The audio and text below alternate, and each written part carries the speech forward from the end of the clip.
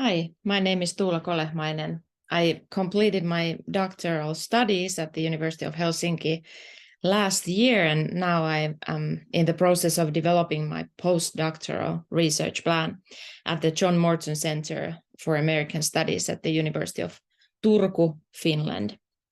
I'm trained as a literary scholar and have previously focused on representations of men in fictional works by African American women. What I'm going to do today is to say a few words about my postdoctoral work first, and then show you a few of my initial findings. A word of warning before I start, though, there will be themes and words that might be disturbing to some in this presentation. In my current research, I focus on how famous yet controversial comedians describe their experiences of power and vulnerability. More specifically, I analyze Black male vulnerability as a gendered state with the help of narratives written by African American men. My material consists of autobiographical works such as memoirs and stand-up comedy, shows by comedians Richard Pryor, Bill Cosby, Tracy Morgan, and Dave Chappelle. Moving beyond and consciously resisting stereotypical narratives such as From Rags to Riches or The Rise and Fall, I analyze the function of humor in both masking and unmasking the tension between power and vulnerability. Through this project, I take part in the discussion within literary studies, humor studies, African American studies, and gender studies, as well as in discussions concerning Black men in the United States. Let's look at the concepts of vulnerability and power a bit closer. In my research, vulnerability refers to the openness to being hurt emotionally or physically, and power to the ability to control people, places, and situations. Both vulnerability and power are highly relational, and they appear on the macro level of societal norms, social structures, and institutions, as well as the micro level of everyday communication and individual people's experiences. It is specifically the relations that we have with other people and societal systems and nature, for example, that make us dependent and vulnerable. As Judith Butler argues, quote, vulnerability is not a subjective disposition. It means that all of us are dependent on each other and simultaneously vulnerable to be hurt by each other. However, it would be simplifying and unfair to say that all human beings are equally vulnerable, because vulnerability in certain situations can mean mortal danger. While vulnerabilities are often constructed by historically racist policies, vulnerability manifests itself in everyday human relations, and can occasionally be, ironically, the prerequisite for survival. Especially for men, there are very little places to talk about their emotions, but the autobiographical material and the stand-up stage offer a platform for them to discuss their feelings and vulnerabilities. Actually, in the context of stand-up comedy, power may be rhetorical or discursive, or it can refer to a certain authority or influence, power over someone or something. So it's relational. But often it is also just an illusion. On stage, the comedian seems to be in control of the situation and the audience, but in fact, standing alone, the comedian is in an emotionally, even physically vulnerable position. Think about, for example, the incident at the Oscars with Chris Rock and Will Smith. While neither vulnerability nor power have positive or negative value as such, there are prejudices and misinformation connected to both concepts. Vulnerability is stereotypically associated with women and power with men. And it is exactly here that the tension appears. It is a tension specific to African American men, what I'm discussing here. Black men, despite their obvious vulnerability to being lynched or victimized by violent police officers, among other things, of course, have been forced into a caricature that represents them as threats to other people. The main problematic seems to be that in order to construct and maintain white supremacy, Black men are infantilized and feminized. But at the same time, they are constructed as violent brutes and sexual predators, and thus threats both to men and white women. Both to women and white men, sorry. Hence, Black men experience a position that Tommy J. Curry calls the man not, meaning that they are not seen as men like white men, in relation to whom they are feminized, and feminized but not female. Curry contends that while Black men cannot achieve power or hegemonic masculinity because of this process of feminization, they are nevertheless categorized as hypermasculine in society and as patriarchal in academic discourse. In other words, while the oppression of Black women, for instance, is seen as stemming from two or more forms of social stratification simultaneously, of intersectional forms of oppression, the suffering of Black men is seen as merely the result of racism or even as a result of their own internalization of patriarchal roles. As Darius Boast, Lamar Jarrell Bruce, and Brandon J. Manning argue, other aspects of Black male vulnerability, such as, quote, childhood trauma, sexual violence, loneliness, depression, indignity, and self-loathing, are rarely mentioned in these discussions of Black men. Then to the material. These themes that I just mentioned, they are actually mentioned in these autobiographical works of Bill Cosby and Richard Pryor. And next I will briefly explore the connection between power and vulnerability in the autobiographical works with a focus on descriptions of childhood. Cosby's book, Childhood, it contains a set of autobiographical chapters where the comedian revisits his early years from an adult perspective. Pryor's official autobiography, Prior Convictions and Other Life Sentences, which has been praised for its openness and honesty, reveals one traumatic event after another, some of which young Pryor doesn't even talk to anyone when he is younger. Having started by imitating Cosby's colorless comedic style, Pryor found his own voice on stage and started talking about his childhood spent in the brothel run by his grandmother. Later on, Cosby, however, became a subject of tens of sex crime allegations during the 2000s and 2010s. This is a fact that for many of us brought about a moral crisis and changed the way we view American comedy.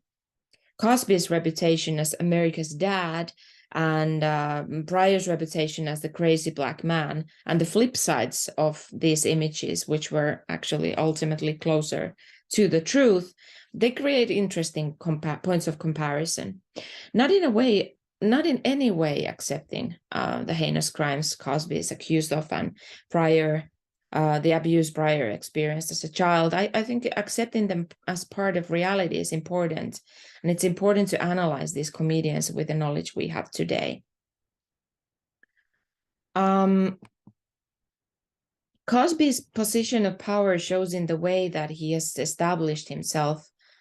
He has this decades-long global influence through his work on television. I also grew up watching The Cosby Show. He has used his power in giving people life instructions, but also apparently to cover up the violent crimes that he's accused of.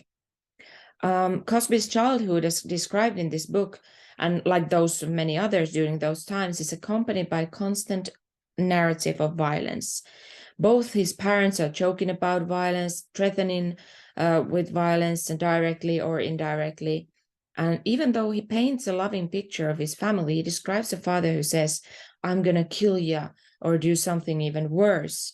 And a mother who says, "Wait until your father gets home."